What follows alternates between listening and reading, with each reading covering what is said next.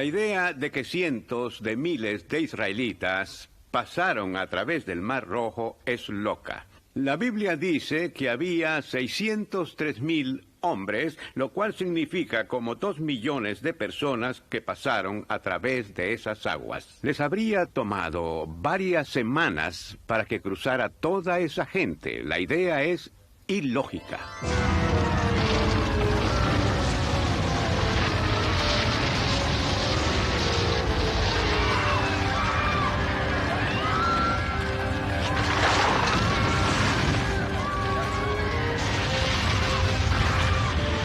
¿Por qué tanto alboroto con Sodoma y Gomorra? Es una historia moralista mitológica. Las ciudades nunca existieron.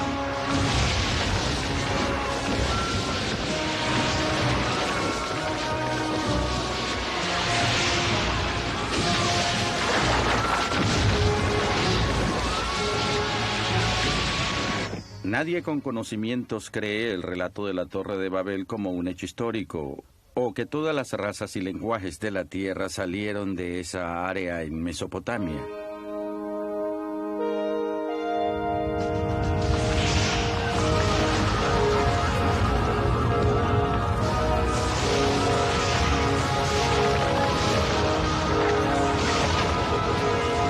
Todo el griterío y sonar de trompetas del mundo no derribarían muros de 5 metros de ancho, jamás. ¡Cuidado!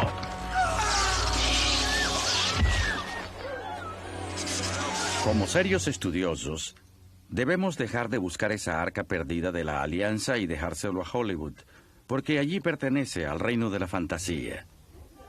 Esta vez, lo llevaremos en una odisea de regreso a los comienzos de la historia, y descubrirá hechos sobre la Biblia que jamás imaginó.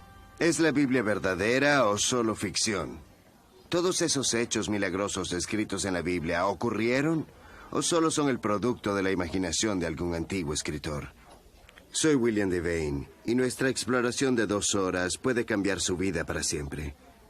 Va a descubrir antiguos secretos de la Biblia.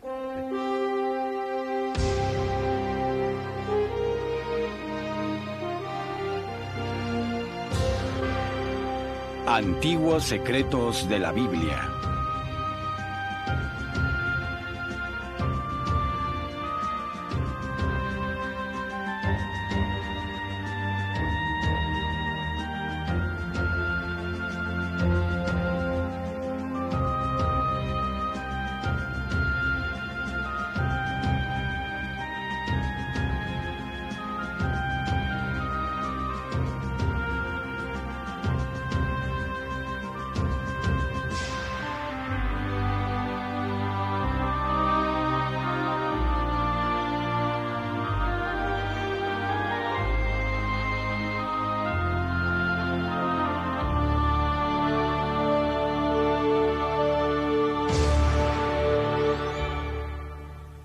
¿Por qué tanto alboroto con Sodoma y Gomorra? Es una historia moralista mitológica. Las ciudades nunca existieron. Sodoma y Gomorra sí existieron.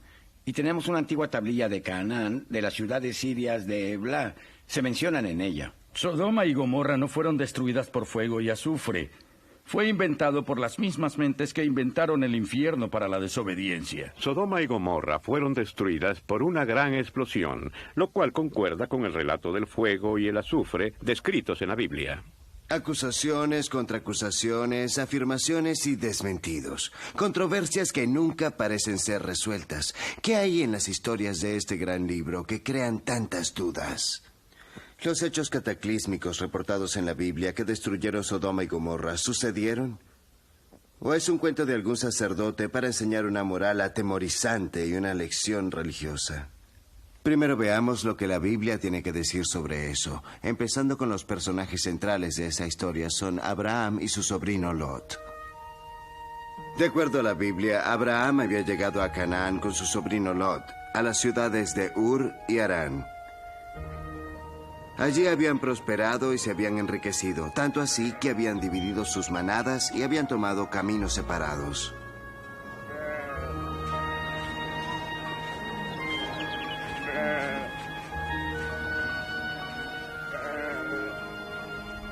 Abraham, cuya gentileza con los extranjeros era conocida a lo largo y ancho, había caído en gracia ante los ojos de Dios.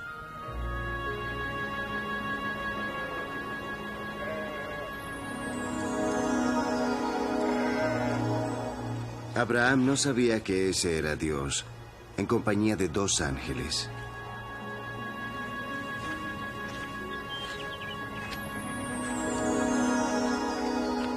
La paz sea con vosotros, hermanos, y bienvenidos a mi tienda.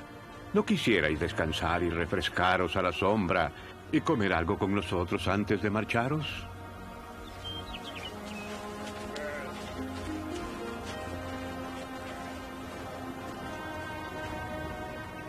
Shirham, pon a asar un ternero en las brasas.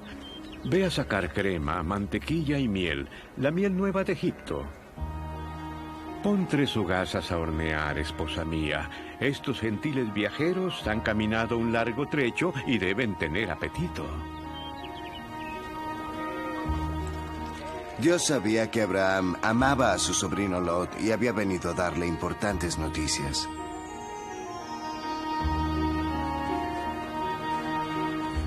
Siguiendo la costumbre hebrea de gratitud, los visitantes bendijeron a la familia de Abraham a su partida.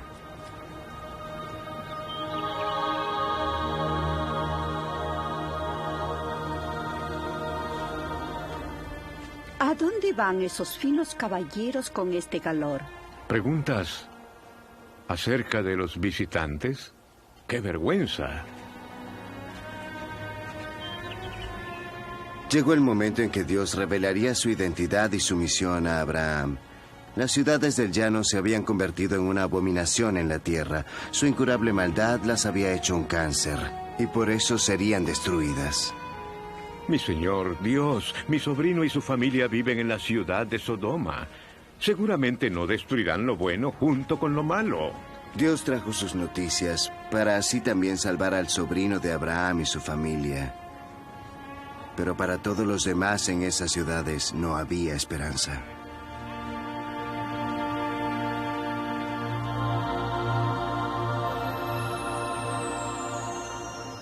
Mi objeción a esta parte de la Biblia es la descripción del país como un área abundante de agua y fértil, capaz de sostener grandes manadas de ganado.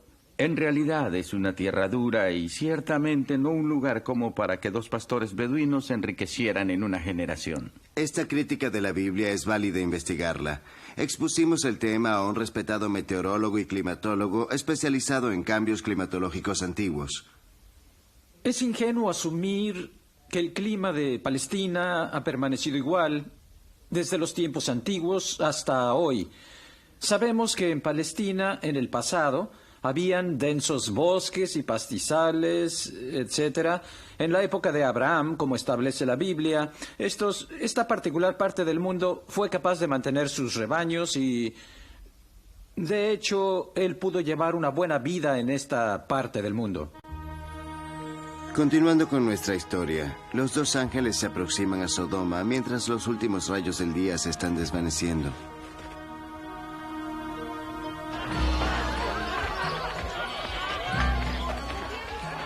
Cuando Lot concluía sus negocios allí, la ciudad tenía una gran celebración por la fiesta pagana llamada Algazaras.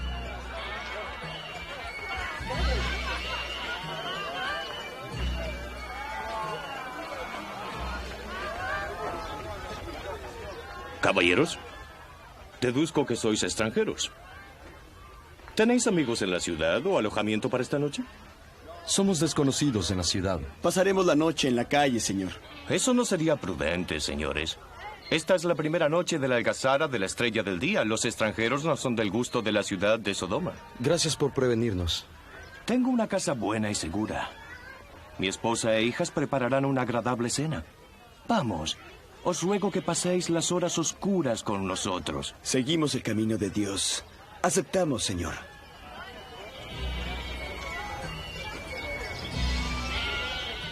Vamos.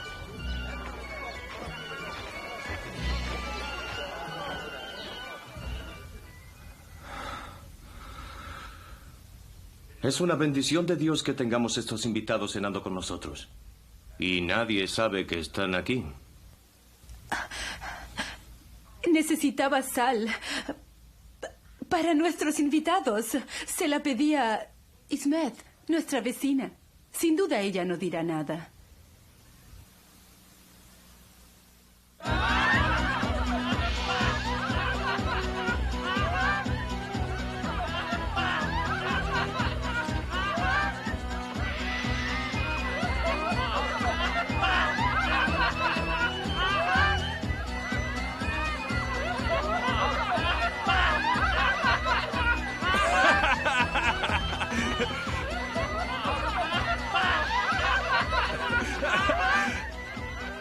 ¡Escuchadme! ¡Escuchadme todos! ¡Hay extranjeros en la casa de Lot! ¡Seguidme! ¡Ah!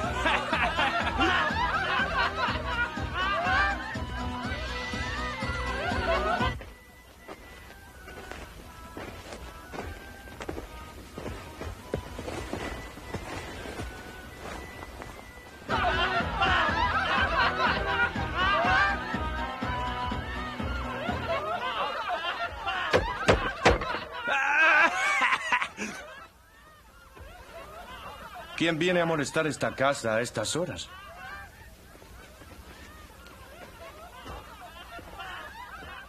¡Oye, tú! ¡Eres un estúpido animal! ¡Lot! Si moras en esta ciudad tendrás que vivir como nosotros. ¡Saca a esos extranjeros! Porque eres rico y tu tío es Abraham. ¿Crees que puedes reírte de nosotros?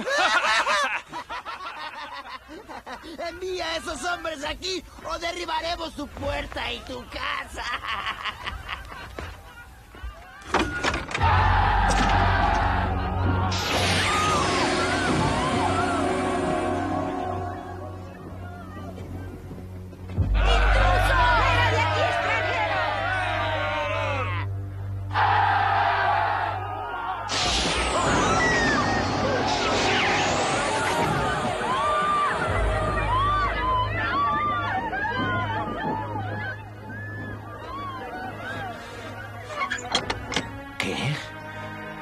¿Quiénes sois vosotros?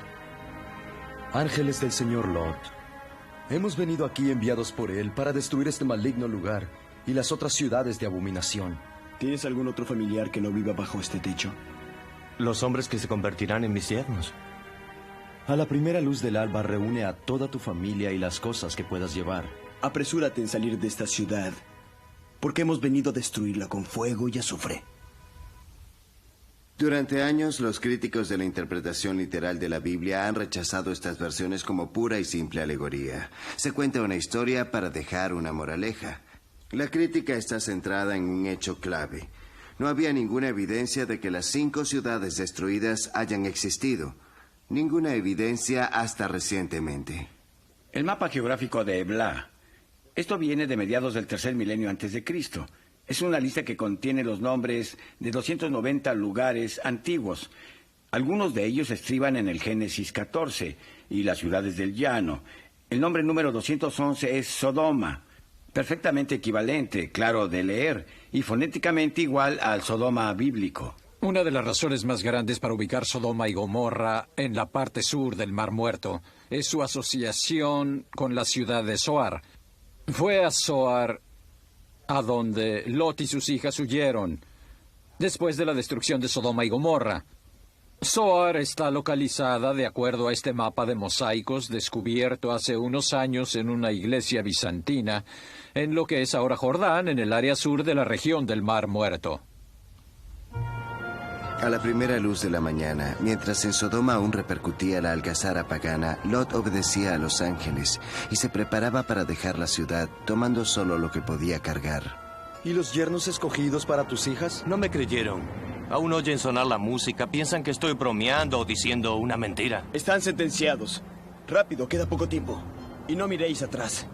¿Es realmente verdad, mis señores? ¿Dios os ordenó destruir esta ciudad?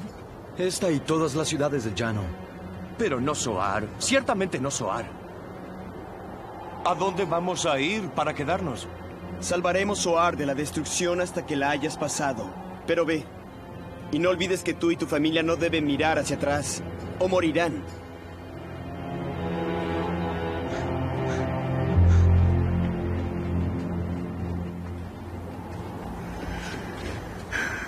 Esposo, creo que esto es una torpeza. ¿Por qué lo has permitido? ¿Por qué fuimos sacados de nuestra casa y alejados de la ciudad? Porque esos hombres son ángeles del Señor, que en este día destruirá la ciudad. ¿Cómo puedes creer eso? Ellos me lo dijeron, pero Dios quiere salvarnos. Es increíble que hayamos sido sacados de nuestra casa al frío del alba por la palabra de dos extranjeros ¡Calla esa que boca, llegaron mujer! en la noche. No juzgues al Señor Todopoderoso.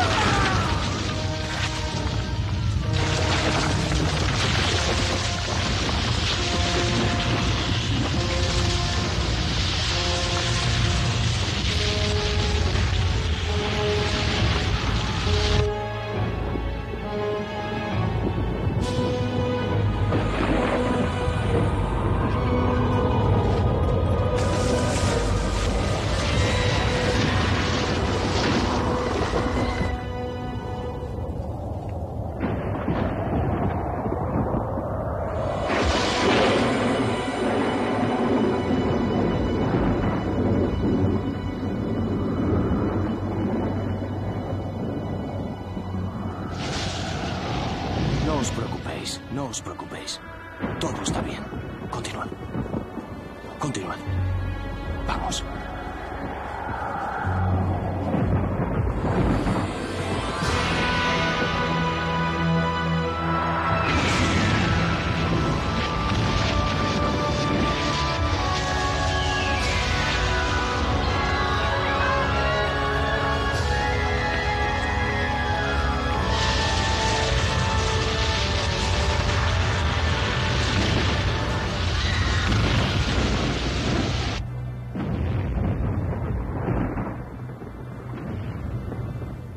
¡Sigue! ¡Rápido! ¡Sigue! ¡Está pasando! ¿Qué es lo que está pasando? ¿Qué es toda esta tontería? Quiero verlo por mí misma. ¡No!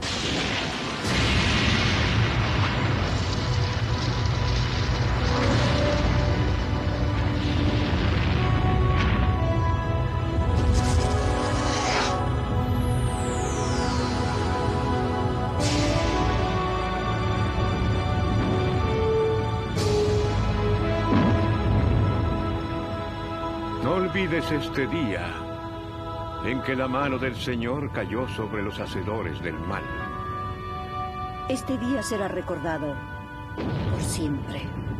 La mayor parte de la controversia sobre la destrucción de Sodoma y Gomorra, como se describe en Génesis 19, se reduce a un único hecho.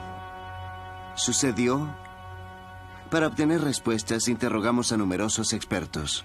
El Valle del Mar Rojo es muy parecido a como era hace miles de años atrás, incluso en los tiempos prehistóricos. Es un área donde tenemos el olor de gases, tenemos azufre, tenemos alquitrán saliendo del mismo Mar Muerto.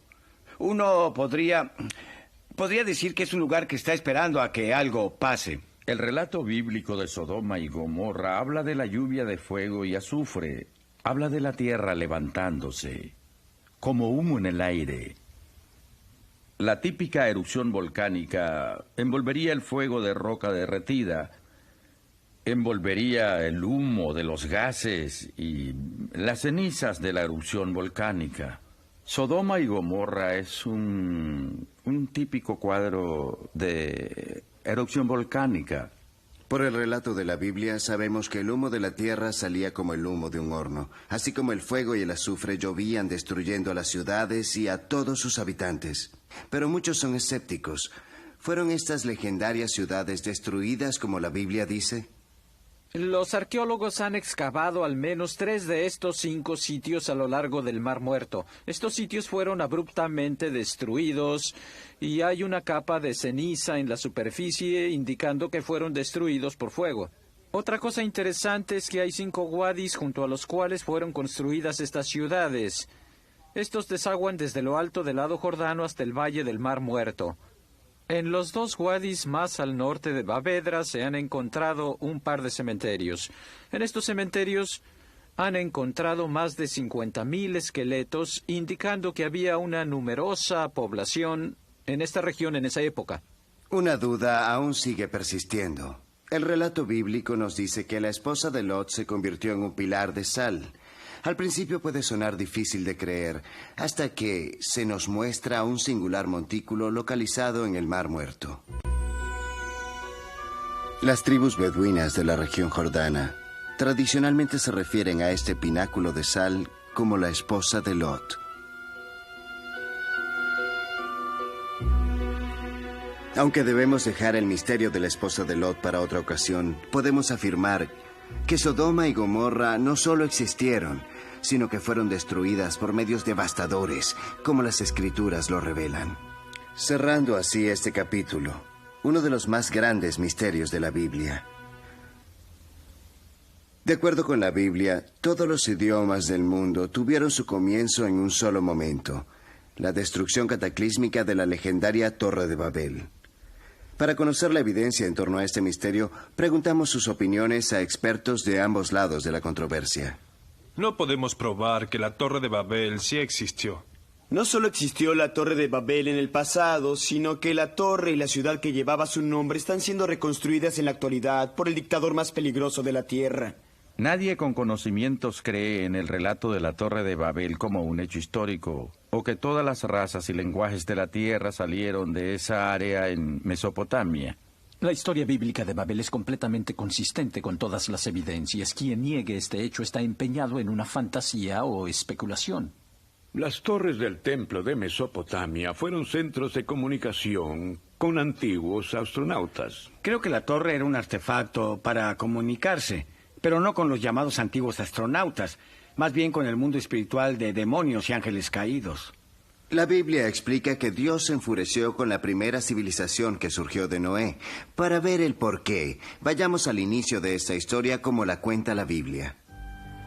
De acuerdo al Génesis capítulo 8, cuando las aguas del diluvio comenzaron a bajar, el arca se posó sobre las montañas de Ararat. Noé y su familia descendieron de la montaña para empezar la vida nuevamente. Dios había ordenado que no se quedaran en un solo lugar, sino que debían dispersarse, fructificarse y repoblar la tierra. Pero los descendientes de Noé violaron el edicto de Dios.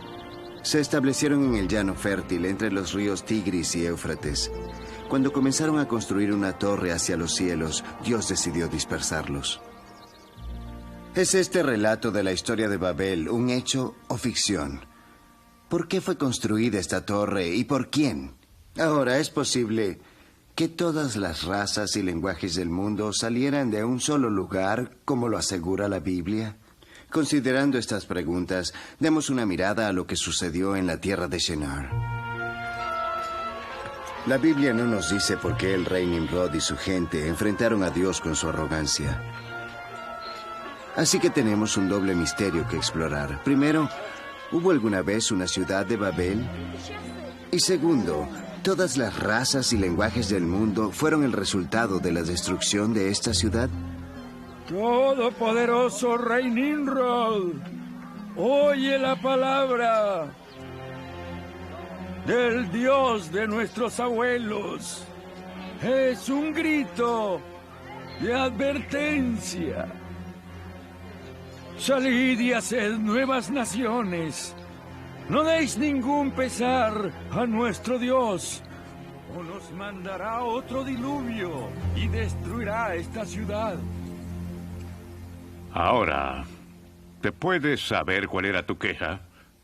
Yo no me quejo, Majestad. Lo que el viejo pordiosero grita en las calles se dice en algunas cámaras. ¿Quién es ese Dios? ¿Cuál es su nombre? ¿Solo por los cuentos de algunas mujeres dejaremos el poder y las riquezas? ¿Quién es ese Dios que me dice esto? Sacerdote. No conozco un Dios más poderoso que su Majestad.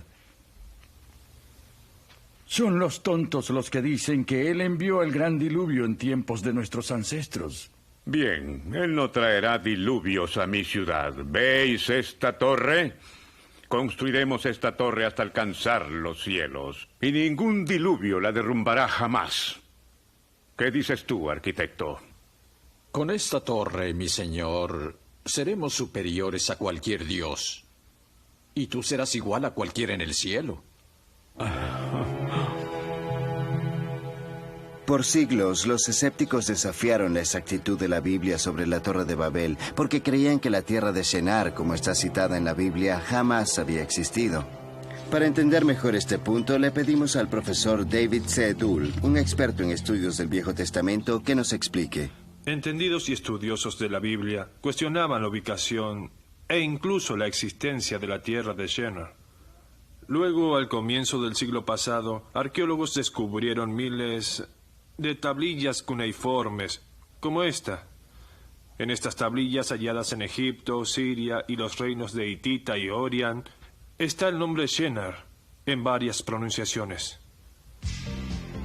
El lugar donde se desarrolla la historia bíblica se encuentra aquí, en lo que hoy es Irak. Los historiadores de la antigüedad, incluyendo a Alejandro Magno, todos escribieron haber visto las ruinas de la Torre de Babel. Han habido innumerables excavaciones arqueológicas en los últimos 100 años en las que se han desenterrado los grandes tesoros de Sumeria, Asiria, Babilonia e Irak. El Nimrod en Borsippa ha sido señalado por muchos arqueólogos como las ruinas de la Torre de Babel. El Zigarat de Ur y las ruinas de Entemanaki cerca de Babilonia lo son aún más. ¿Es uno de estos sitios el posible emplazamiento de la Torre de Babel? Las evidencias arqueológicas más firmes, junto con el relato bíblico, favorecen el sitio de Entemanaki, que se encuentra en el país de Irak, en la ciudad de Babilonia, 80 kilómetros al sur de Bagdad. Este sitio fue observado en un libro de referencias del Reader Digest como la probable ubicación de la Torre de Babel. Hoy, en la ciudad de Babilonia, un modelo de esta torre se exhibe en el Museo de Nabucodonosor.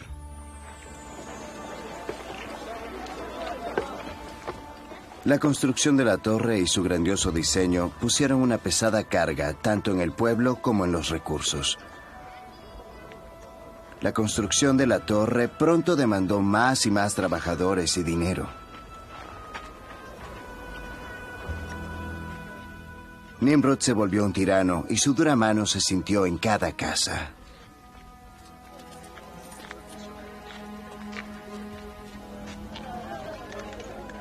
La torre debía ser más que un monumento a la vanidad de la raza humana.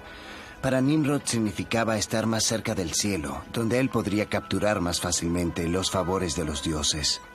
Tenía la esperanza de expandir su influencia al comunicarse directamente con ellos. ¿Ve, Su Majestad, cómo el fuego endurece estos ladrillos? Quedan mucho más duros que los secados al sol.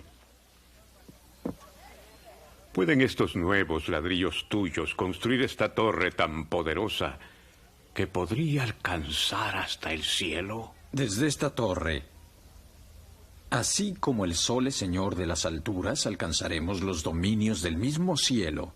Y luego, señor, tú y los sacerdotes serán capaces de hablar con los dioses.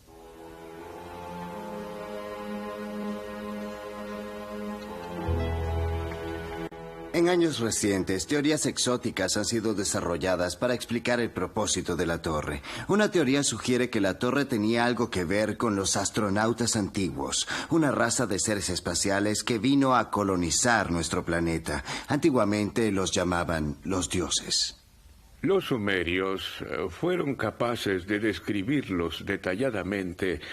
Por ejemplo, en estatuillas como esta, que era del líder del primer grupo de astronautas que llegó al Golfo Pérsico. Habían otros entre ellos que eran mujeres, por ejemplo, y se puede ver que realmente eran pilotos que podían volar en los cielos de la Tierra. Así que eran los personajes que la Biblia describió como los dioses antiguos en los que creía la gente antigua. A pesar de que la antigua teoría astronauta es interesante, envuelve una total mala interpretación de las escrituras. La palabra hebrea es Naim Elohim, que siempre significa ángeles, seres sobrenaturales, no astronautas o seres espaciales. Todas estas originales ideas y teorías emergieron del fracaso de entender la integridad de la Biblia como un todo, lo cual es en sí mismo un sistema de mensajes integrados de origen extraterrestre. Otra pista intrigante es el posible uso de las antiguas torres para propósitos de comunicación, como lo expone el autor Roger Auckland. La Biblia dice que la torre pretendía alcanzar los cielos, no en un sentido físico, sino como un sistema de comunicaciones. Deben haber usado cristales de cuarzo, como este cristal de cuarzo que está en mi escritorio. Si estos se apilan en forma correcta, pueden captar ondas de radio. El capítulo 11 del Génesis dice que la torre fue construida con ladrillos bien quemados, completamente cocidos, hechos con arena y calentados bajo intensas temperaturas, habrían adquirido una naturaleza cuárcica, convirtiendo la torre en un radio gigante de cristal. La Biblia dice que Dios decidió que la torre no debía continuar en pie y que la gente debía ser animada a separarse y dispersarse sobre la tierra. ¿Qué puedes decirnos acerca de esas oscuras nubes y rayos que rodean la torre? Están molestando mucho al rey. Se encierra en la habitación del trono con mucha preocupación. Siempre hemos tenido tormentas en esta época del año. No veo conexión entre los rayos y la torre. No recuerdo que nubes oscuras rodearan tanto tiempo un lugar o tantos rayos que hayan matado a nuestros trabajadores. Te digo que hay algo raro en todo esto. Entonces, ¿por qué no alejáis la tormenta? Decidle a los dioses que ya es suficiente. Si yo fuera tú, no blasfemaría. Tal vez tu burla sea escuchada. Ya comenzó antes de que el día termine. Busquemos refugio o protección antes de que seamos destruidos por este maldito viento.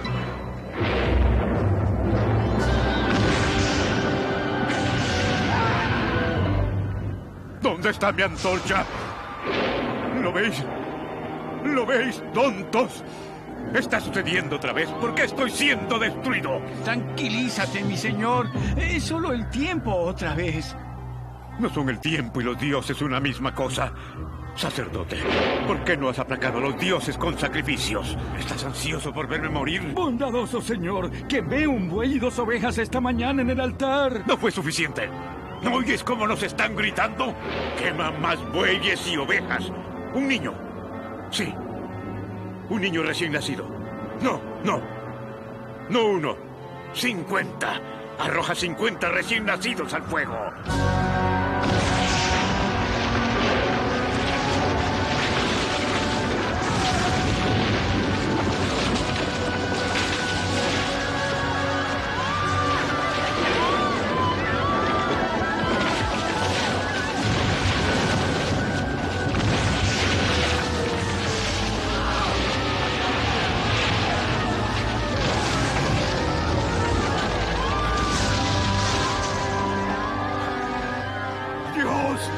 ¿Por qué me has hecho esto a mí?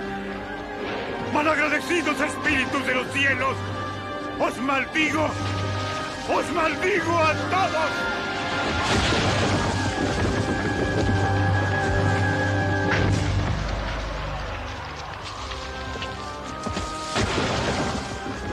De acuerdo a la Biblia, Dios destruyó la torre y confundió las lenguas de la gente, para que así pudieran separarse en naciones y razas, y no para presumir y convertirse en deidades o volver a desafiar al Dios Todopoderoso. Esto nos trae a la última parte de esta historia. ¿Sería posible que todos los lenguajes y razas del mundo hayan salido del incidente de la Torre de Babel?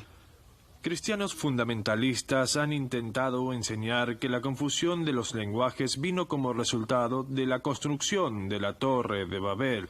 Esto no puede ser probado ni por la historia ni por la evidencia arqueológica. Existen unos 5.000 lenguajes en el mundo hoy en día y entre 50 y 200 raíces no relacionadas. Podemos rastrear los más conocidos de sus idiomas, el sistema intereuropeo, hasta unos 3000 años antes de Cristo, más o menos la época de Babel. Luego nos topamos con un enorme muro. Yo puedo demostrar que es teóricamente posible que todas las razas del mundo hayan surgido en el curso de una sola generación posterior a la Torre de Babel. Este es un cuadro de Punnett. El cuadro de Punnett es utilizado por los biólogos para predecir la distribución de la información genética. En este caso, podemos producir todas las posibilidades raciales, incluyendo los negros negros y los blancos blancos, posiblemente en una generación. La controversia en la historia de la Torre de Babel gira en torno a una pregunta. ¿Podrían todas las variaciones de razas y lenguajes haber salido de una fuente común? Teóricamente, ahora parece muy posible. Es sabido en antropología que el crecimiento de la población en el mundo antiguo comenzó aquí, en el cercano Oriente, principalmente entre el Mar Negro y el Mar Caspio. Y lo interesante acerca de esto es que tenemos un documento en el libro de Génesis que describe este antiguo proceso, como si hubiera comenzado aquí y alrededor de la Torre de Babel. Y por supuesto esto es exactamente lo que la antropología conoce a través de la evidencia. Han visto y escuchado los argumentos acerca de la Torre de Babel, la historia dicha en el capítulo 11 del Génesis. ¿Es esta historia verdadera o es un mito? Una calificada respuesta, considerando los datos científicos que apoyan ambos argumentos, se pone en favor de la Biblia. No olviden que la tierra de Shinar descrita en la Biblia había sido un mito hasta que serias investigaciones antes de fines de siglo la descubrieron, reivindicando a la Biblia por completo. Si las ruinas de Entemanaki son lo que parecen ser, entonces esto fue la Torre de Babel, como las Escrituras lo dijeron. El fin de la historia de la Torre de Babel aún no ha sido alcanzado.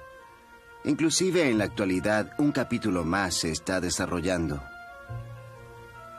Cuando Nabucodonosor aún reinaba en la ciudad de Babilonia hace 2500 años, dejó su legado para los reyes futuros inscrito en tablillas cuneiformes para reparar y reconstruir sus templos y palacios. La Biblia dice que la antigua Babilonia, la ciudad más poderosa y pervertida del mundo antiguo, sería reconstruida antes del final de la batalla de Armagedón. Estas ruinas, perdidas por siglos bajo las arenas movedizas de Irak, han sido ahora descubiertas completamente. En estas tomas hechas recientemente se puede ver que la reconstrucción de la antigua Babilonia es un hecho, una realidad. Por mucho tiempo, este ha sido un proyecto personal del dictador iraquí Saddam Hussein. Sus ingenieros, arquitectos y arqueólogos le aseguran que la ciudad se está erigiendo. Varios de los edificios ya han sido terminados. También existen planes de una completa reconstrucción de la Torre de Babel. El mundo desconoce los motivos de Saddam Hussein para reconstruir Babilonia y la legendaria Torre de Babel. Esperemos que sus planes para la resurrección de la poderosa Babilonia sean solo pacíficos y culturales. Podemos vivir con los misterios de la Torre de Babel, pero el mundo no puede tolerar a un Nabucodonosor con armas nucleares en la forma de Saddam Hussein. A primera vista, la historia del arbusto incendiado es pura ficción o mitología. Eso suena a entusiasmo piadoso. La idea de que un arbusto fue incendiado y todavía existe no cabe dentro de la posibilidad. La historia bíblica del arbusto incendiado es completamente verdadera y totalmente comprobable. La idea de que cientos de miles de israelitas pasaron a través del Mar Rojo es loca. La Biblia dice que habían 603,000 hombres, lo que significa como 2 millones de personas que pasaron a través de esas aguas. Les habría tomado varias semanas para que cruzara toda esa gente. La idea es ilógica. Basados en recientes avances en oceanografía, física y meteorología, podemos probar hoy que el cruzar el Mar Rojo habría sido posible. Desde el arbusto incendiado a la separación del Mar Rojo, la historia del éxodo de los israelitas fuera de Egipto ha sido una constante fuente de desacuerdo entre los expertos. La Biblia entrega un relato acerca de un hombre conocido como Moisés. De acuerdo a la historia, los israelitas eran un pueblo esclavizado en Egipto. Habían crecido demasiado en número para preocupación de sus amos egipcios. Por esta razón, el faraón ordenó que asesinaran a todos los niños hebreos. Una joven madre, una de las esclavas israelitas, ya no podía proteger a su hijo. Lo metió en un canasto y lo puso a flotar en el río Nilo, cerca del palacio del faraón. Una princesa de Egipto encontró el canasto y se llevó al niño para criarlo como propio. Ella lo llamó Moisés. Creció rodeado por la realeza y no fue hasta alcanzar la madurez que Moisés descubrió la verdad de su herencia. La historia del éxodo de los israelitas fuera de Egipto ha sido una constante fuente de desacuerdo entre los expertos. La verdad de la historia del éxodo en la Biblia depende de la respuesta a 3 preguntas. ¿Fue Moisés una persona real? ¿Existieron realmente unos esclavos llamados israelitas? ¿Y fue posible que el Mar Rojo realmente se abriera como está establecido en la Biblia? ¿Por qué estás descansando? ¡A trabajar!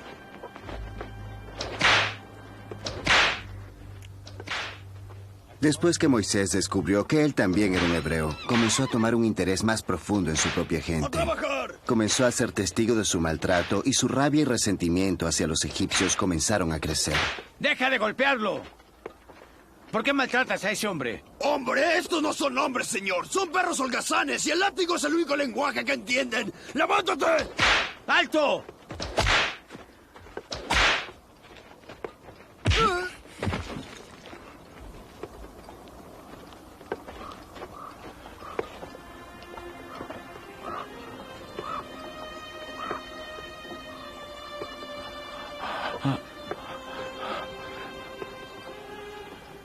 No fue mi intención matarlo. Moisés huyó al desierto de Madián para escapar de la sentencia de muerte del faraón. Fue ayudado por Jetro, un sacerdote madianita, y se casó con su hija. Por 40 años, Moisés vivió la simple vida de un pastor. Luego, en cosa de minutos, conocería su destino cuando por primera vez la voz de Dios le habló desde un arbusto que ardía vivamente, pero no se destruyó. Yo soy el Dios de Abraham, Isaac y Jacob. He visto la miseria de mi pueblo que es esclavo en Egipto. Tú, Moisés, vas a absolver y guiar a mi pueblo fuera de su cautiverio en Egipto. Pero ¿quién soy yo para hacer semejante cosa? ¿Por qué habría de escucharme el faraón? No temas, porque yo estaré contigo. Toma a tu hermano Aarón y ve ahora. El encuentro de Moisés con el arbusto ardiente es una de las más memorables historias de la Biblia y una de las más controversiales. Se nos dice en la Biblia que el arbusto no solo ardió en llamas, sino que no fue consumido por el fuego. En siglos esto ha sido cuestionado por los críticos. Así que fuimos a Israel para interrogar a los expertos en la materia. A los pies del monte Sinaí, uno encuentra el monasterio de Santa Catarina, la historia local de los pastores, la gente nómada, los beduinos. Aseguran que el arbusto que se encuentra hoy dentro del monasterio es todavía el mismo. No puedo confirmar o rechazar que el arbusto que está en el monasterio sea el arbusto ardiente, pero es una planta desértica que concuerda con la descripción bíblica. Es la flaxinela o planta de Cominis albis, un firme arbusto con flores blancas o púrpuras común en el Medio Oriente. El arbusto produce un aceite tan volátil que puede incendiarse con el sol. El aceite rápidamente se quema, pero el arbusto en sí no es dañado. Ramsés II fue un formidable y testarudo joven, un constructor de ciudades y grandes templos. Inclusive creó el primer canal de navegación entre el río Nilo y el Mar Rojo, 3000 años antes del canal de Suez. Moisés y Aarón fueron a ver al faraón y suplicaron por la libertad de su gente, pero el faraón rechazó su súplica y Moisés hizo bajar 10 plagas sobre la tierra. Después de cada plaga, Moisés fue a ver al faraón y le dio la oportunidad de obedecer la orden de Dios, dejando ir a los israelitas. Cada vez, el faraón se rehusó.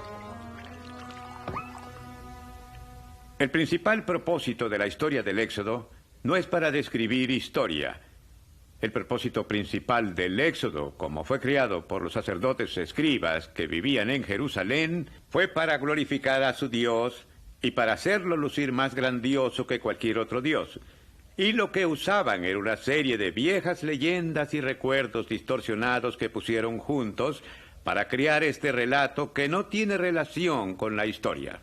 Hay un antiguo papiro egipcio llamado el papiro Ipuwer, y atestigua de un modo presencial el derrame de sangre, la plaga del ganado, la plaga del extraño fenómeno de fuego, la plaga sobre el primogénito, las tinieblas y todos los eventos que vimos anteriormente y de los que sabíamos solo por la Biblia. Podemos leer sobre ellos en los registros. Según lo describe la Biblia, la última de las plagas llegó con gran dramatismo. Dios había ordenado a cada israelita quedarse en casa y preparar una comida de oveja o cabra. Debían tomar la sangre del animal y usarla como una marca sobre las puertas de sus casas. Esa noche, el ángel de la muerte descendió a la tierra de Egipto, y el primogénito de cada familia egipcia fue tocado por la muerte. La plaga final fue la más terrible. El faraón perdió a su amado hijo. Su resistencia estaba acabada y ordenó que liberaran a los israelitas. Debían dejar la tierra del Nilo completamente. La Biblia dice que Dios y una columna de fuego por la noche guiaron a los israelitas a través del desierto. De acuerdo a la Biblia, Dios ordenó a Moisés hacer un campamento entre Migdol y el mar. Su destino era la tierra de Canaán. Pero el faraón pronto tuvo un vengativo cambio de corazón y envió a su ejército en persecución de los refugiados con instrucciones de matarlos a todos.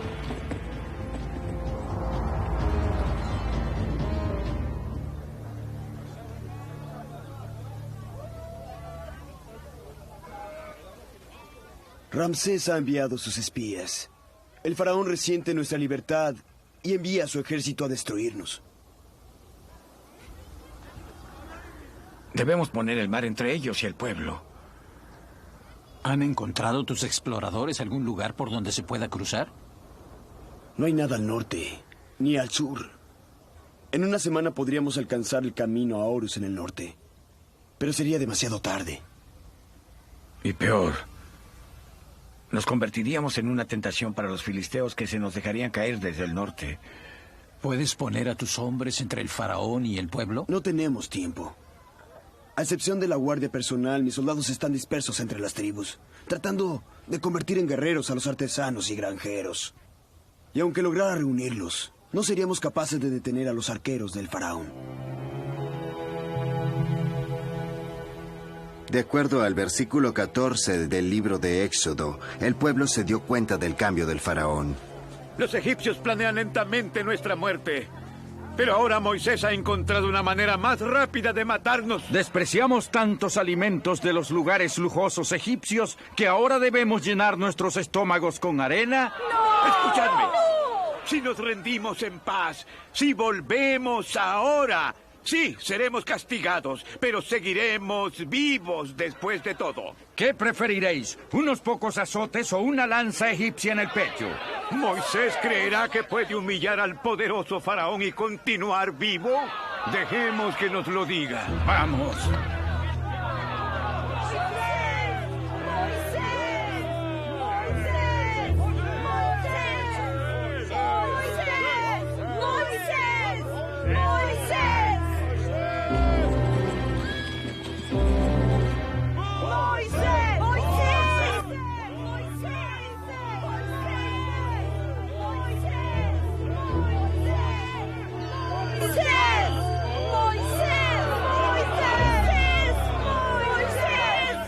Mira lo que nos has hecho, todopoderoso señor Moisés. ¿No ves las nubes de polvo de la muerte? ¿No escuchas el estruendo de la tierra con el sonido de los carros del faraón? Veo y escucho. ¿Qué queréis que haga? Hazme tu emisario. Regresaré donde los egipcios. Razonaré con ellos. Y les pediré que nos perdonen. ¿Emisario? Te partiré en dos, traidor miserable. Quiero escuchar. No había tumbas en Egipto, Moisés. ¿Que nos has traído hasta aquí a morir al desierto? ¿No hablamos contigo en Egipto sobre esto? ¿No te dijimos que nos dejaras en paz? Todos te lo dijimos, que era mejor vivir bajo la pesada mano de los egipcios que caer muertos como animales enfermos. Pero tú no lo escuchaste. No, el poderoso señor Moisés. ¿Queremos morir aquí? ¡No! ¿O queremos estar vivos en Egipto? Tranquilizaos, tranquilizaos, escuchadme. ¿Dónde está vuestra fe? ¿Pensáis que el Señor os sacó de la esclavitud de Egipto para venir a morir en estas aguas? No, no temáis a los egipcios y sus carros. No necesitáis hacer nada más que alejar el miedo y tener fe en Dios. Luego veréis todo su poder.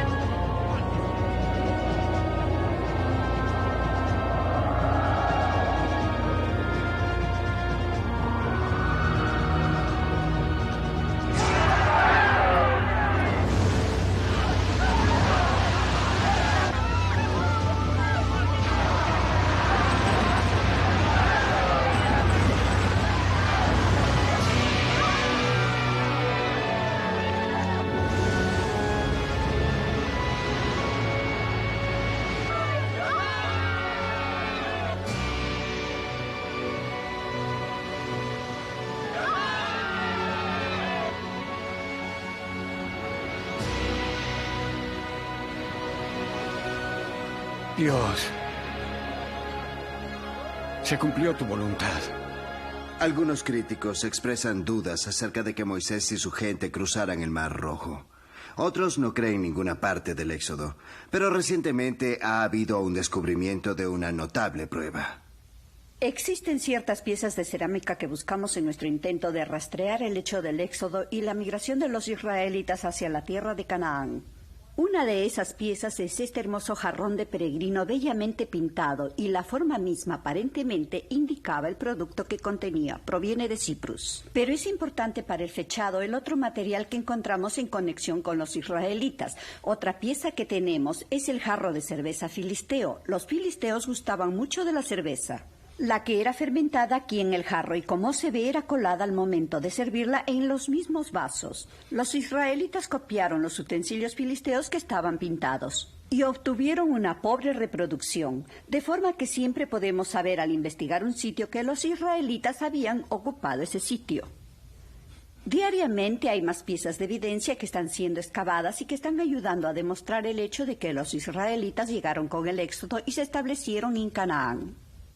Una de las interesantes preguntas que Emanuel Anodi ha respondido en su investigación como uno de los mejores arqueólogos de Sinaí es la pregunta: ¿qué estuvieron haciendo los israelitas durante los 40 años que permanecieron en el desierto? Bien, la doctora Anodi ha descubierto unas 30.000 inscripciones en rocas que datan del período del Éxodo y que ella cree los israelitas esculpieron en piedras erosionadas por el calor. Nuevos hallazgos son desenterrados en diferentes sitios arqueológicos, como los inusuales dibujos de vasijas encontrados en las rocas que representan firme evidencia de que el Éxodo realmente sucedió. Pero incluso mientras la validez del Éxodo está siendo probada, la controversia sobre la separación del Mar Rojo va en aumento. La idea de que el Mar Rojo pudo haberse dividido en dos paredes de agua, como se proyecta en las películas de Hollywood, como en las de Cecil B. DeMille, no es algo creíble. En 1799, en este lugar, los ingenieros de Napoleón descubrieron una elevación submarina de unos 200 metros de ancho, que se extendía de orilla a orilla. Los ingenieros calcularon el momento exacto para cruzar esta franja de unos 8 kilómetros cuando el viento del este soplara lo suficiente para despejar las aguas. Napoleón, sin embargo, apenas pudo escapar con vida ante un brusco cambio en la dirección del viento. ¿Qué fue lo que logró que el agua volviera a cubrir esa elevación? Recientemente, el profesor Doron Nof de la Universidad Estatal de Florida, junto con el doctor Norman Paldor de Israel, revelaron su descubrimiento sobre el cruce del Mar Rojo a la prensa mundial. El doctor Paldor y yo no estábamos muy interesados en si el cruce del Mar Rojo ocurrió o no, pero estábamos intrigados por la posibilidad de que haya alguna explicación para un proceso similar. Así que lo que hicimos fue desarrollar lo que llamamos en el campo de la oceanografía un modelo matemático de la separación del Mar Rojo. Mucha gente cree que el cruce haya sido posible. Lo que tenemos aquí es un modelo físico del Mar Rojo. La parte profunda se supone que representa el cuerpo principal del Mar Rojo, el cual tiene unos 600 a 1000 metros de profundidad, y la parte llana, la que tiene el declive, representa el Golfo de Suez, el cual es mucho más llano, y el promedio del Golfo de Suez en profundidad es de unos 35 metros y el largo es de unos 200 kilómetros. Ahora bien, aquí tenemos la cresta de la fisura y como pueden ver, la profundidad sobre la elevación artificial es de solo unos 4 metros. Y lo que quiero hacer es, voy a hacer que el viento sople desde aquí y verán cómo las aguas retroceden, de hecho, exponiendo la cresta.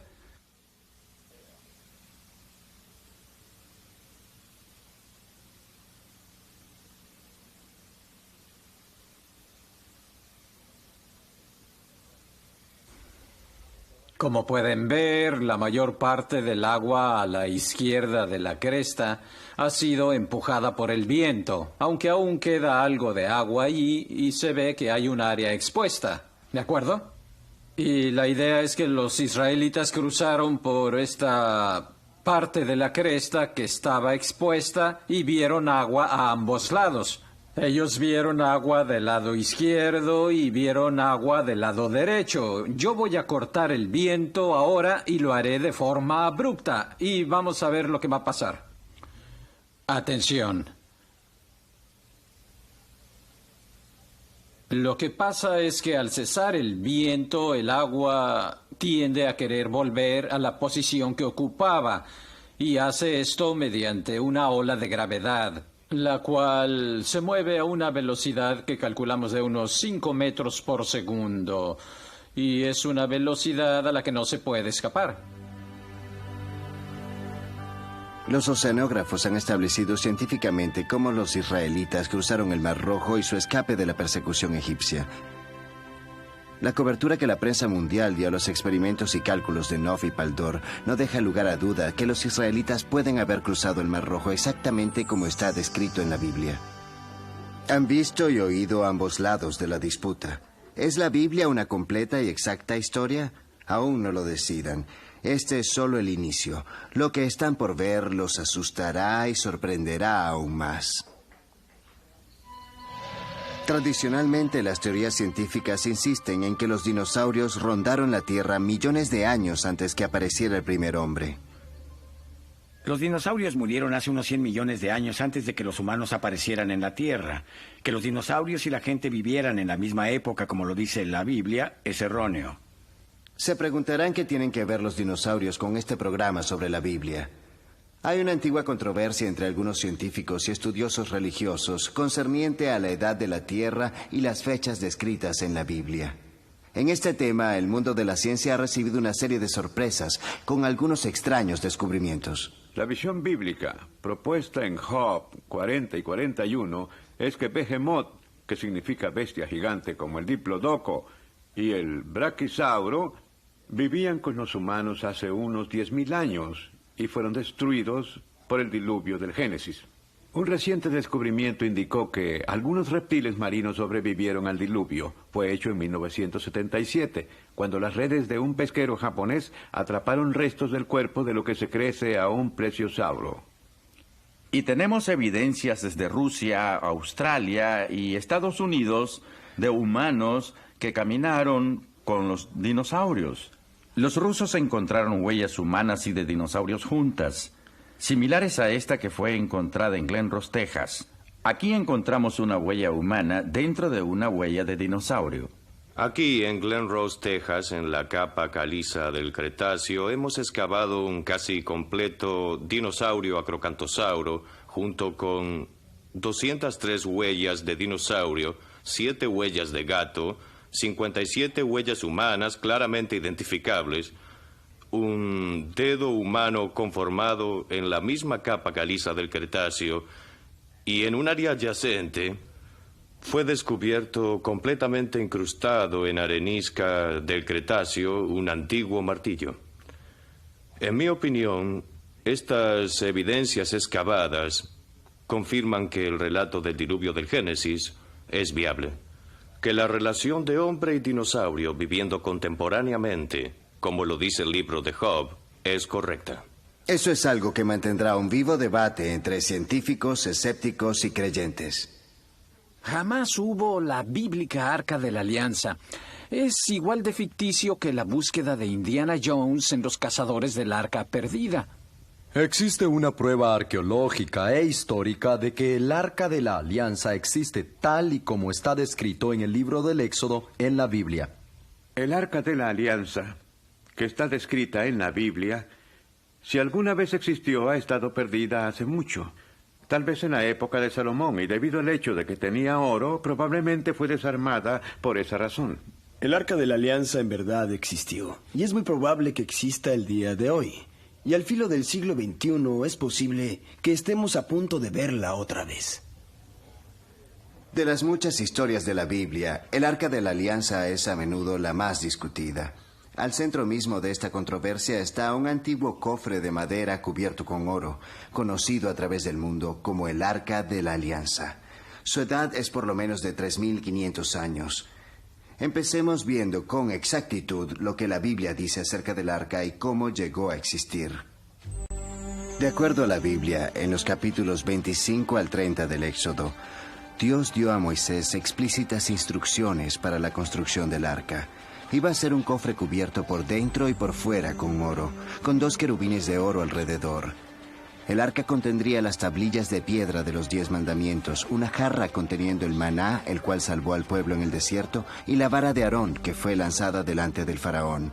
El más santo y sagrado objeto del pueblo israelita, siempre llevado adelante incluso en las batallas, como un constante recordatorio al pueblo de que el Señor Dios vivía entre ellos.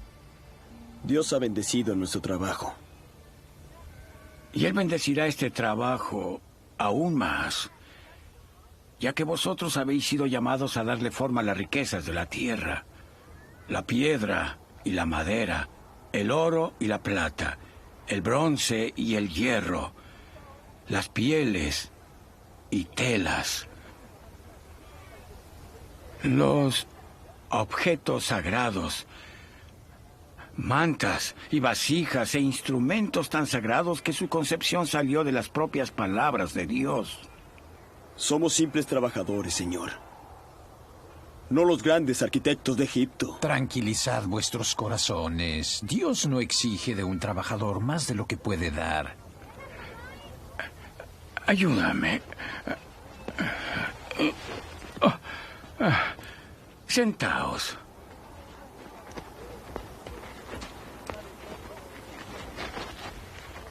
Primero, Dios dice que debéis hacer un arca de madera de acacia, que debe tener 2 codos y medio de largo, por 1 codo y medio de ancho.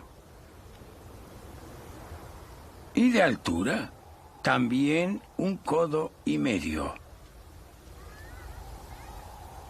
Y por dentro debe estar cubierta de oro. Por afuera también será cubierta de oro fino y aros de oro.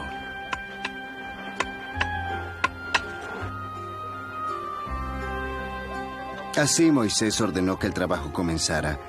Todos los lienzos para el tabernáculo debían ser hechos y teñidos del color exacto.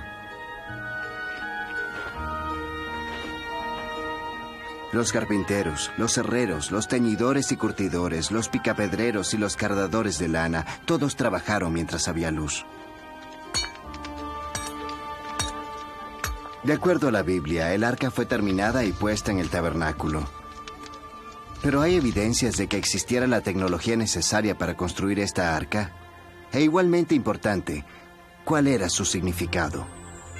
¿Por qué era tan sagrada para los israelitas? La tecnología existía en esa época para construir el arca. Similares altares dorados existían en Egipto mucho antes de la época de Moisés. En cuanto a la cuestión de si el arca realmente existió, hay muchas referencias no bíblicas que confirman el hecho.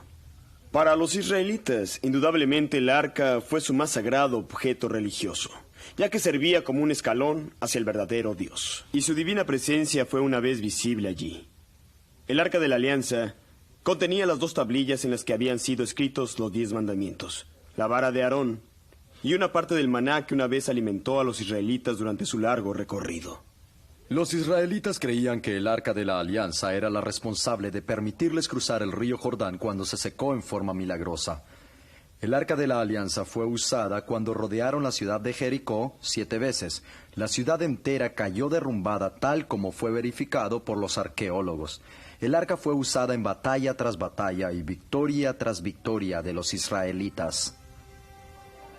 Por 500 años el arca fue el más preciado y sagrado objeto en el mundo.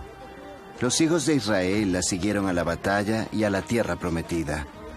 Mientras el pueblo viera el arca, sabía que Dios caminaba entre ellos. Cuando David se convirtió en rey, llevó el arca a su nueva capital de Jerusalén. Pero algunos de los sacerdotes, al igual que la gente, habían olvidado que estaba prohibido tocarla. ¡Cuidado!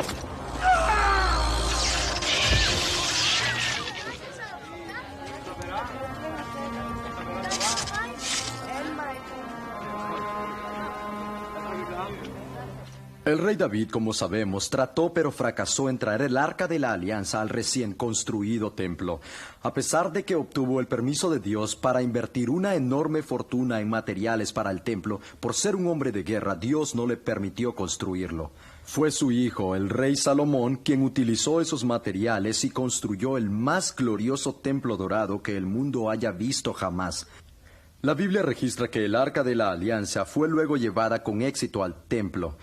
La Biblia guarda un completo silencio. El arca desapareció de la historia y a partir de ese punto nadie está seguro de dónde pueda estar realmente el arca. Para quien gusta de los misterios, aquí es donde este comienza. No hay mención alguna del arca en sentido activo, pero historias y leyendas existen demasiadas. Una de estas es la de las dos arcas. En la versión etíope, citada en la Enciclopedia Británica, se supone que Salomón había mandado hacer un duplicado del arca y que entregó como regalo a Melenic su hijo con la reina de Saba. Pero el astuto Melenic sustituyó la réplica por la verdadera y se la llevó a la capital de Etiopía. A pesar de que esta es una relación de en dónde podría estar el arca, existe una más fascinante narración israelita. La historia ocurrió cuando el rey babilónico Nabucodonosor y su ejército estaban a punto de iniciar el ataque final a Jerusalén. De acuerdo a las historias judías, esto fue anticipado y el templo tomó precauciones para proteger el arca. Los pecados de este pueblo deben ser una abominación para los ojos de Dios. En solo cosa de horas, o tal vez minutos, Nabucodonosor y los enfurecidos babilonios estarán sobre nosotros. No debemos dejar que el arca caiga en las manos de los paganos. Debemos llevarla a la bóveda de Salomón. Los 6 somos demasiado viejos para transportar el arca en la forma que Dios se lo ordenó a Moisés. Nosotros somos jóvenes y esperamos servir a Dios. Danos tu bendición y tus órdenes. Os envío a la muerte. Quedaréis sellados dentro del túnel. Mi hermano y yo hemos pasado nuestras vidas en el templo. Preferiríamos terminarlas aquí que en cualquier otra parte.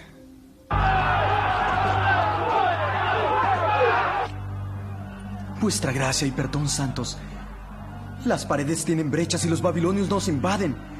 Debéis huir ahora. Deprisa, hermanos. Debemos hacerlo rápido. El arca fue enterrada bajo el templo de Salomón, en un túnel subterráneo, y estuvo perdida para siempre hasta ahora. La evidencia más importante de que la Biblia es verdadera podría venir del redescubrimiento del Arca de la Alianza. Es por eso que muchos la han buscado tan afanosamente. ¿Pero existió realmente el Arca? ¿Existió alguna vez?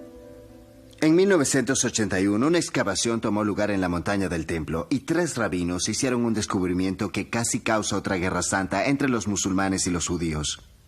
Si miramos este bosquejo del templo en la montaña de Jerusalén, podemos ver unos pasadizos subterráneos superpuestos a este modelo del templo. Las fuentes históricas judías nos dicen que había una cámara de madera o una trampa de madera debajo de la cual había una cámara secreta. El rey Hoshad depositó el Arca de la Alianza poco antes de la destrucción del templo por los babilonios. En 1981, 3 rabinos entraron a través de la puerta de Warren, una de las entradas originales a la montaña del templo. Perforaron un túnel y llegaron a una área en la cual, aseguran, tienen conocimiento de la exacta ubicación del Arca de la Alianza.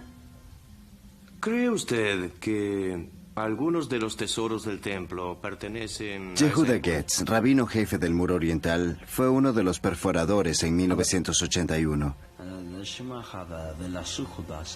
El rabino Getz establece que él ha encontrado el Arca de la Alianza y su contenido, incluyendo las tablillas originales con los 10 mandamientos, escondidas por más de 2500 años en la bóveda secreta bajo el templo. Algunos de los utensilios son del primer... Estos increíbles descubrimientos fueron también atestiguados por el rabino Shlomo Goren.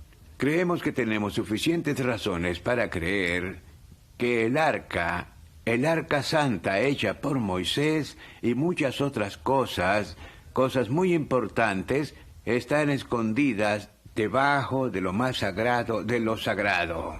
Desafortunadamente, cuando nos estábamos acercando, los árabes comenzaron a provocar desórdenes, lo que asustó al gobierno. Y nos detuvieron, construyeron una pared y tuvimos que terminar nuestra excavación. A punto de sacar el Arca de la Alianza para que el mundo la vea, el Concilio Musulmano Supremo, que supervisa la montaña del Templo en Jerusalén, ha sellado el túnel con cemento para así prevenir otras excavaciones. La evidencia indica que el arca verdadera está bajo la montaña del templo. Está claro que el arca ha sido encontrada bajo este monte. Solo podemos esperar que algún día en nuestra vida los musulmanes lo permitan, y así los contenidos del arca puedan ser revelados al mundo que espera y quiere una prueba exclusiva de la exactitud de la Biblia. Ahora, han visto y oído los pros y contras de la controversia alrededor del Arca de la Alianza. Ustedes tomarán sus decisiones, pero la evidencia y el peso de las opiniones científicas favorecen a la Biblia. ¿Qué pasará si el Arca de la Alianza es recobrada? ¿Qué se encontrará adentro cuando la abran? ¿Quién será el elegido para entrar y sacar las tablillas de piedra que la Biblia dice que Dios escribió? La idea es imponente para considerarla. Y lo que encuentren en su interior, ¿cómo nos afectará a cada uno? Eso es algo digno de meditar.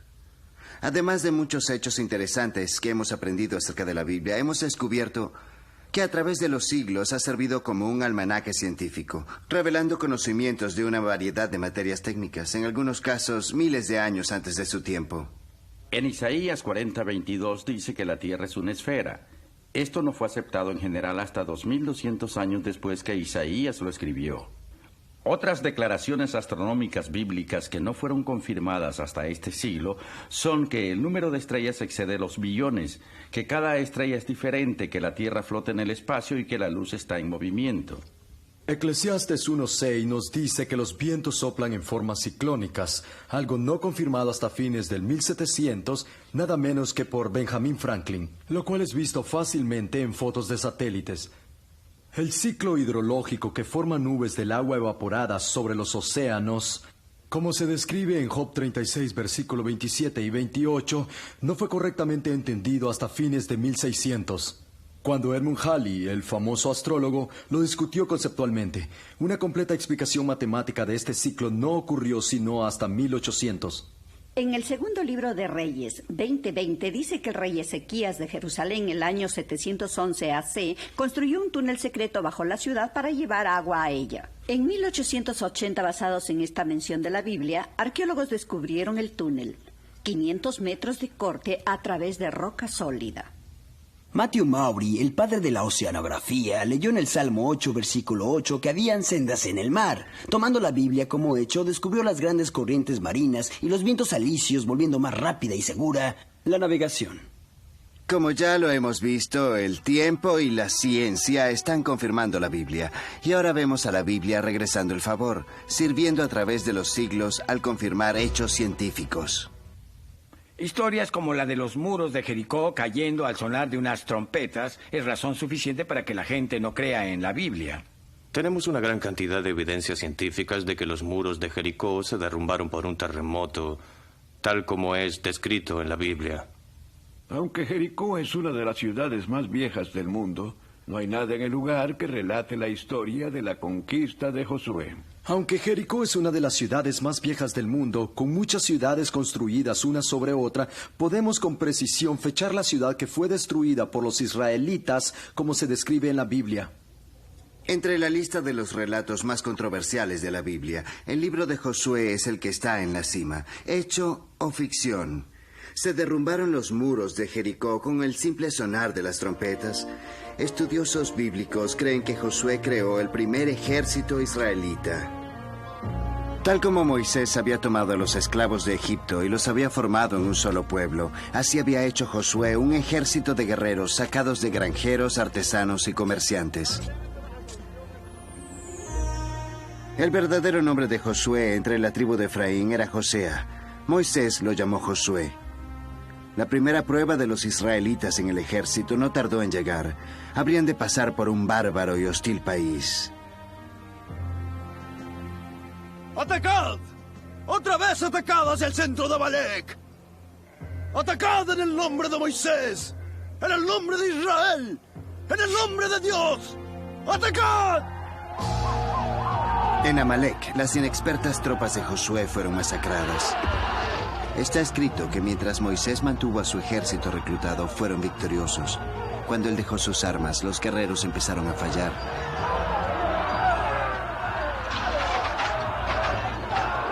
Entonces Moisés pidió apoyo para mantener su ejército reclutado todo el día, y la nueva fuerza guerrera comandada por Josué obtuvo su primera victoria. Hay una pequeña duda de que Josué también servía a Moisés como guardia personal. Cuando el profeta fue a la montaña para hablarle a Dios, Josué lo acompañó.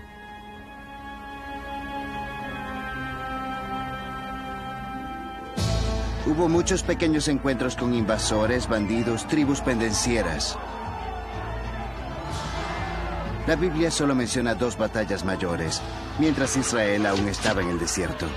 Heshbron, donde los amoritas fueron severamente derrotados, y Bashan, donde las ciudades y el arrogante rey fueron humillados y aplastados.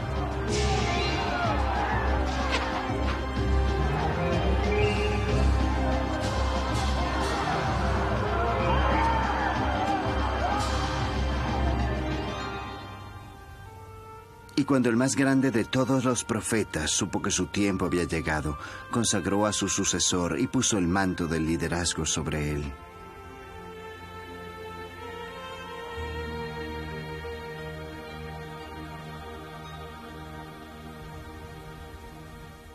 De acuerdo al libro de Josué, el río Jordán dejó de fluir para permitir a los israelitas cruzar hacia Canaán, así que Josué pudo preparar su ataque sobre Jericó.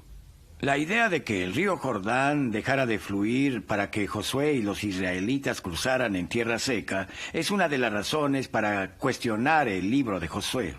Normalmente el río Jordán fluye muy rápidamente para ser cruzado a pie, pero a menudo después de los terremotos el río está bajo, a veces hasta un par de días, como sucedió en 1906. Yo creo que la sequedad del río Jordán durante la conquista de Josué fue igualmente el resultado de un terremoto. La Biblia nos dice que la ciudad de Jericó tenía que ser destruida. Era una fortaleza pagana de depravación y abominación ante los ojos de Dios, y una puerta cerrada a la tierra prometida. Después de que Josué había cruzado el río, envió espías hacia la ciudad. Nos hemos puesto en una terrible posición. Ahora el río está a nuestras espaldas y tenemos las ciudades armadas de Canaán ante nosotros. Mis consejeros creen que deberíamos movernos al sur. Empezar con una campaña más pequeña. Si Josué insiste en esta locura, desperdiciaremos la flor de nuestro ejército sobre esos muros. Será mejor atacar una posición menos fortificada hasta que aumentemos nuestras fuerzas.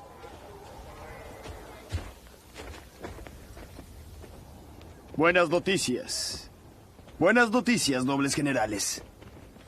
El bastión amorita está preparado para atacar. ¿Cuándo será eso, general? Al comenzar la luna nueva, bravo Zebulón. Pero faltan 7 días para eso. Dios hizo el universo entero en menos que eso. 7 días y Jericó será nuestro. ¿Tienes noticias de la ciudad? ¿Se rendirán sin pelear? ¿Han pedido aliarse con nosotros? Nos desprecian y odian nuestra presencia. Son fuertes y están bien aprovisionados.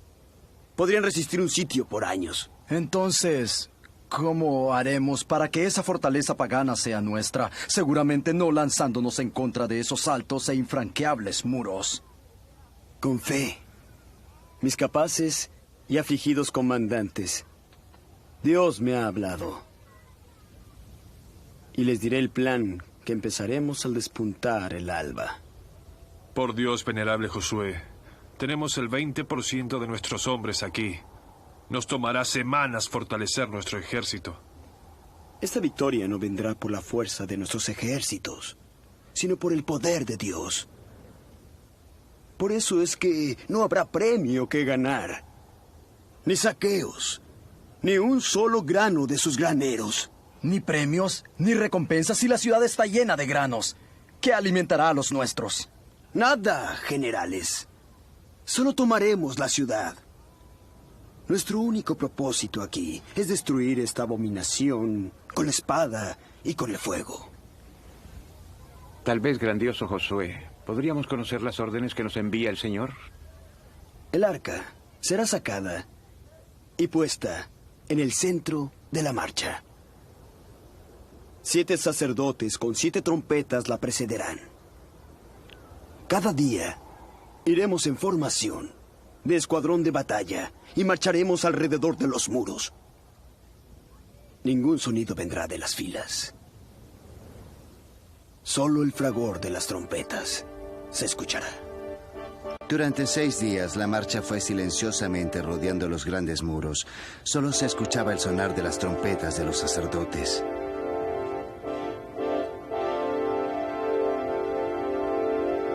Entonces al 7º día las huestes hicieron 6 corridas alrededor de la ciudad en completo silencio. Pero al final de la 7ª vuelta,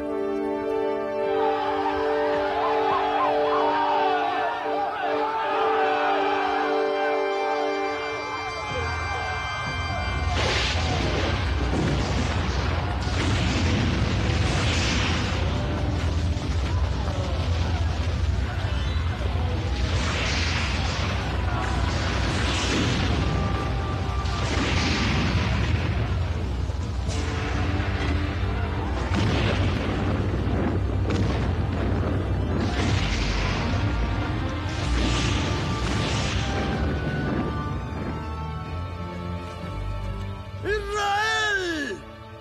¡Gritad gloria! ¡Gritad venganza! ¡Atacad!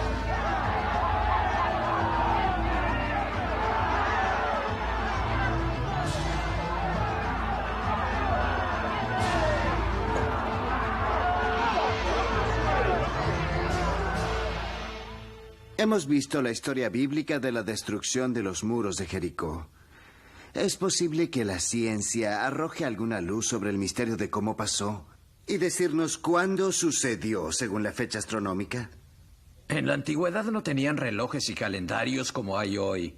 Miraban al cielo para saber la hora.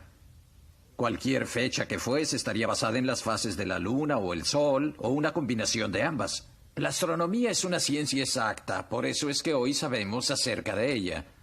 Podemos con computadoras regresar y examinar lo que esta gente dijo y duplicarlo en el cielo con una computadora. Así podemos calcular las fechas.